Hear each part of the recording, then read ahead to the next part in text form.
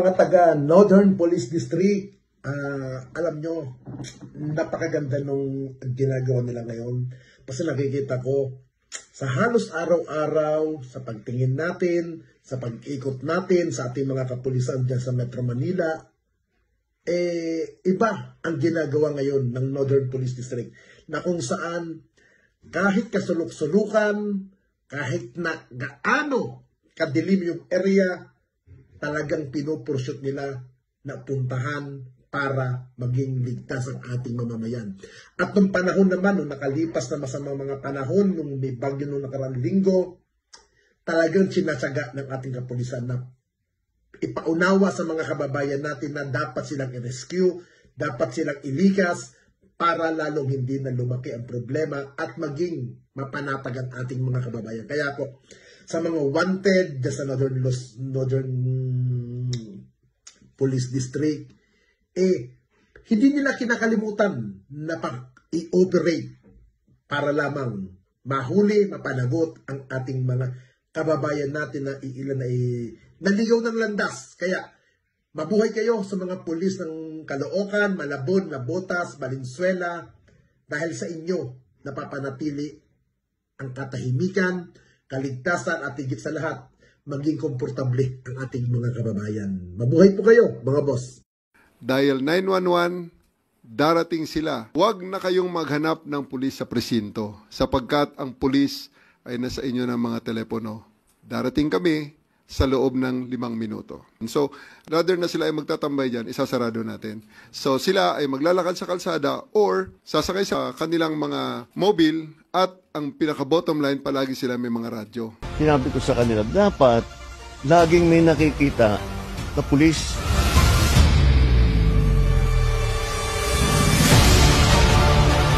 Kailangan ang pakaramdam ng tao, laging may pulis dito. Nararamdaman ng mga tao na safe ng kapaligiran kahit saan Metro Manila, kahit saan magpunta, okay naman. Okay ang palakad ng mga gobyerno natin, mga kapulisan, ayos naman. At maganda-ganda naman maraming kapulisan. Nakikita naman natin yung mga pulis dito. Responsive naman sila, active naman sila na nag-aayos ng mga traffic natin dito sa lugar na to.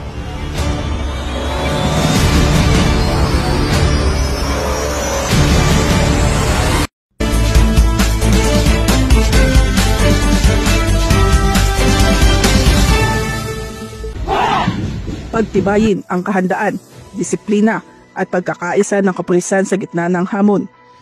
Ginanap sa NCRPO Regional Headquarters sa Bicutan, Taguig City ang Civil Disturbance Management Competition 2025 ng National Capital Region Police Office, kung saan nagtagisan ng galing, disiplina at koordinasyon ng mga CDM contingents mula sa iba't ibang distrito ng Metro Manila.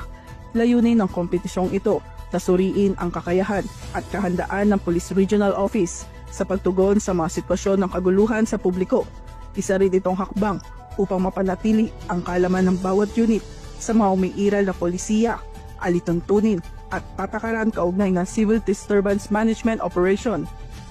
Sa pamamagitan ng mga simulation exercises at senaryo na ibinigay ng mga panel of judges, tinukoy ang kahusayan ng mga kalahok sa pagsasaluan ng mga basic CDM formation at strategic operation. Ang Northern Police District CDM contingent na buong tapang na humarap sa hamon ng paligsahan, ang kanilang husay ay mas lalong pinatibay ng presensya ni Acting District Director Police Brigadier General Jerry V. Protasio na personal na dumalo upang bigyan ng suporta at moral ang kapulisan ng Northern Police District. Ang kanyang aktibong partisipasyon ay patunay ng kanyang dedikasyon sa patuloy na pagsasanay, profesionalismo at kaandaan ng Northern Police District sa anumang uri ng civil disturbance situation. Ang tagumpay ng CDM Competition 2025 ay isang patunay na ang NCRPO ay patuloy na handang humarap sa anumang banta sa kapayapaan at kaayusan sa rehiyon sa ilalim ng isang organisado, disiplinado at maagap na puwersa ng kapulisan.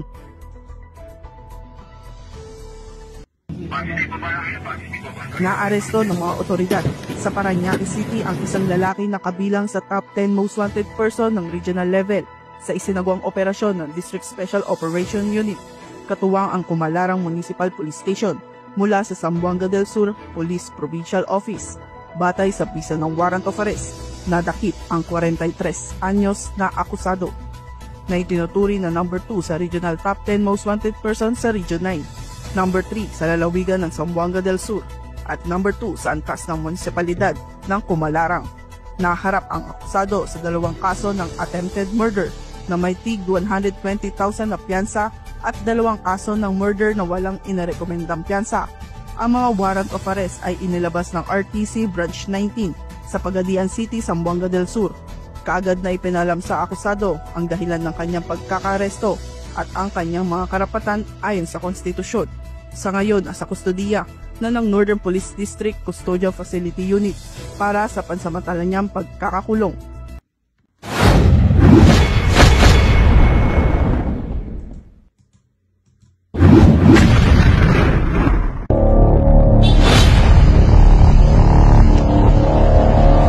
Ang insidente ng pagnanakaw na naganap bandang alas 11:30 ng umaga noong July 10, 2025 ay na-turn over sa tanggapan ng pulisya bandang alas 2 ng hapon at natapos ang pangangalap ng impormasyon bandang alas 2:50 ng hapon sa parehong araw. Sa pangunahing investigasyon, napag-alamang habang nakaupo ang saksi sa sopa sa nasabing lugar, biglang dumating ang sospek at kinuha nito ang berdeng pitaka na naglalaman ng halagang 1,100 piso.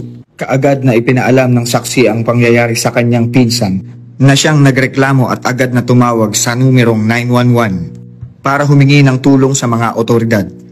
Dahil sa mabilis na aksyon ng ating mga kapulisan, sa loob lamang ng 2 minuto ay nakarating agad sila sa pinangyarihan ng krimen at agad na nadakip ang sospek at nabawi ang ebidensya. Ang naarestong sospek ay maayos na ipinaalam sa kanya ang uri ng kasong isinampa laban sa kanya at ipinaliwanag ang kanyang mga karapatang konstitusyonal gamit ang wikang kanyang nauunawaan. Pinili naman ang sospek na manahimik at magpasawalang kibo.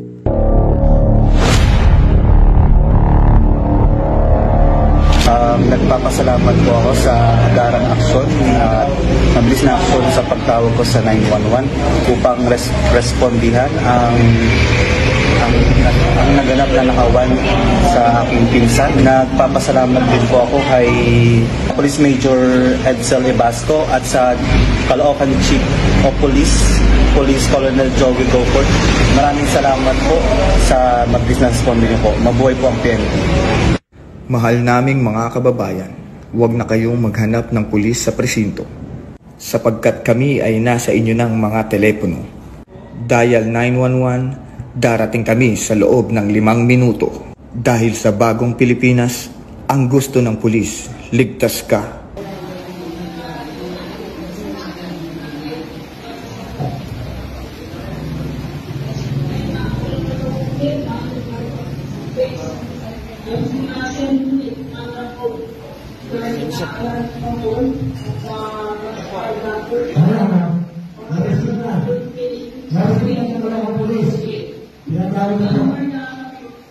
Ulasan nyo na. Pagkakita lang natin nyo, ulasan nyo na. Within 5 minutes, kailangan natin sila.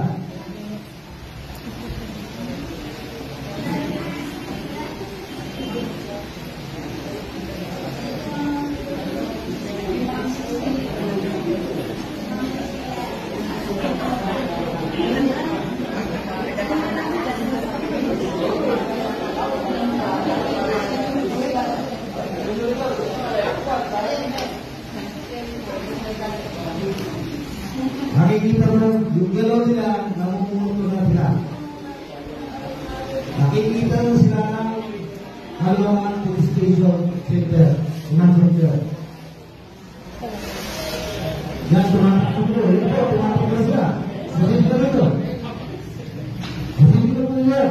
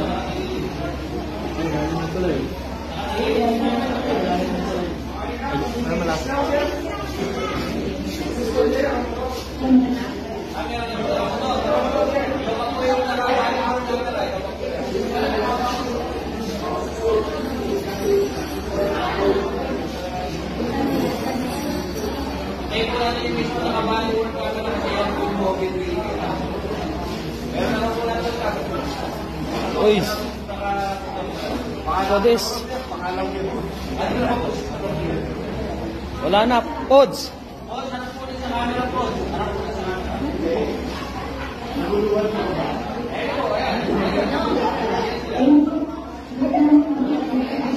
Sir. Sir. Sir.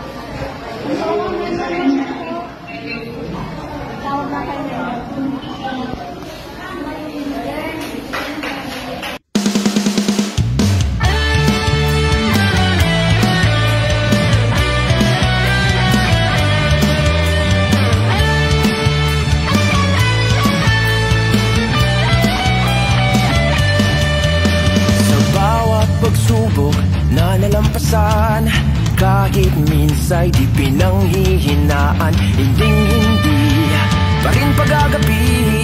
Kahit mahirap ay ngingiti ang labi, takot at pangamba man ay maghari para sa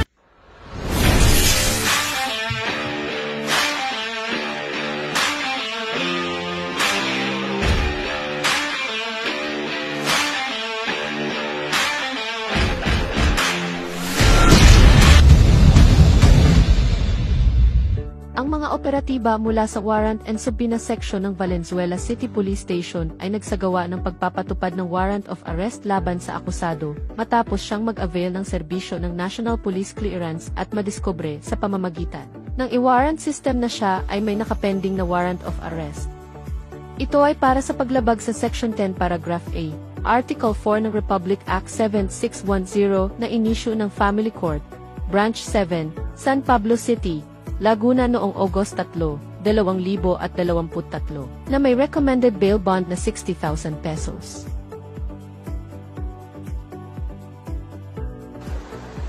Isang mapagpalang araw po. Ako po si Kagawad Nadine Candido ng Barangay Maysan, Chairman po ng Peace and Order. Po, meron pong isang kaso na nangyari dito sa atin na kumukuha ng police clearance, na-identify po siya at na may kaso. Kaya isang malaking pasasalamat po, isang karangalan po para sa amin ang mabilisang pag-responde ng ating kapulisan na nagdulot ng pagkahuli ng certain individual na nagkaroon ng kaso. Ano po? So maraming salamat po sa PNP Valenzuela. Kami po ay lubos na nagagalak sa inyong mabilisang aksyon. Yun lamang po. Salamat.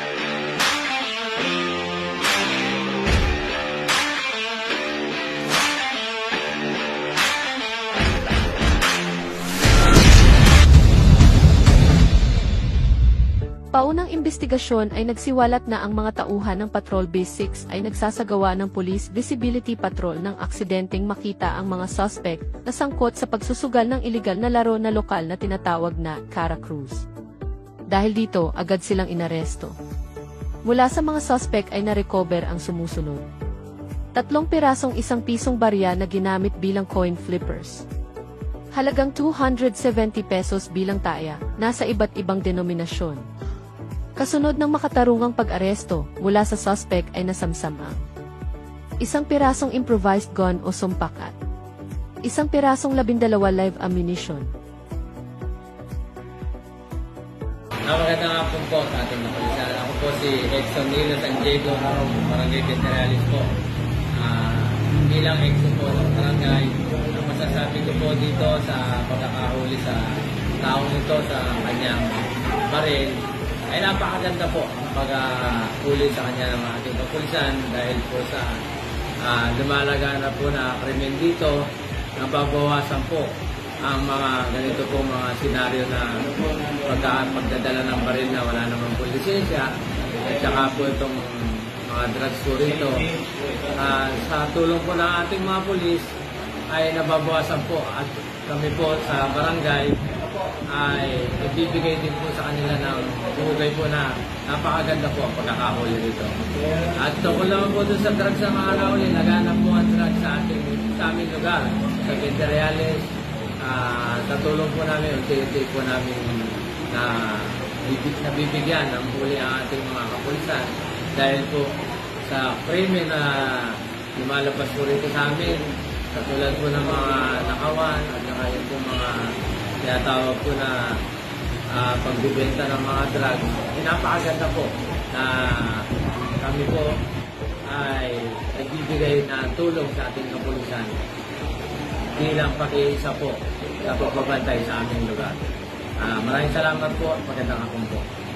Patuloy ang para sa paglabag of Section 5 and 11 under Article 2 of Republic Act 9165, July 3, 2025, 11:55 p.m. ang mga tauhan ng Station Drug Enforcement Unit ng Valenzuela City Police Station ay nakatanggap ng tawag sa telepono mula sa isang concerned citizen na nag-ulat ng bentahan ng ipinagbabawal na gamot at na-recover mula sa mga ito ang 1 piraso ng heat-sealed plastic sachet na naglalaman ng 0.52 grams ng pinaghihinalaang shabu at 1 piraso ng 100 bill, 1 piraso ng 200 bill, 1 coin purse at 2 piraso ng heat-sealed plastic sachet na naglalaman ang tinatayang 1.91 grams ng pinaghihinalaang shabu na may kabuang tinatayang standard drug price value na 16,524.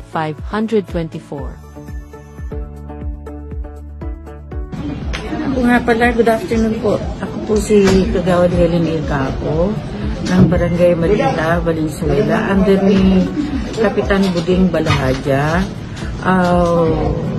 So far, ilan yung pulis na nagpuntahan dito at sa ngayon, tumutulong sila para sa katahimikan at para ma-resolve yung mga nangyayaring mga krimen dito like drugs, away-away, bullying ng mga bata. Kabutihan ni Kapitan Buding, suportado naman niya yung mga kapulisan. Ganon din po kami mga kagawad. So, nagpapasalamat po kami kasi ang ganda rin na ibibigay nilang partisipasyon dito sa Barangay Marita. Patuloy ang pagpapaalala ng kapulisan na makiisa at maging mapanagot na mamamayan para sa kapayapaan at kaayusan ng komunidad. Ito po ang inyong Valenzuela City Police Station na nagpapaalala na sa bagong Pilipinas ang gusto ng pulis ligtas ka.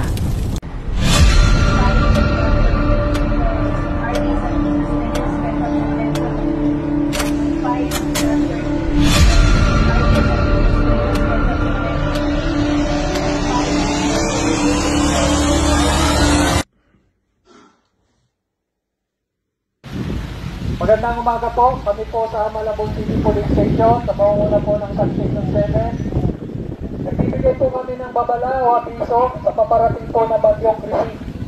Ito po ay maaari magdulot ng malakas na pag-ulan na maaari po magdulot ng baha. Kung maaari po ay lumigas na po tayo. At kailangan po tayo ng assistance, maaari lamang po tumawag sa 911 hotline. Maraming salamat po.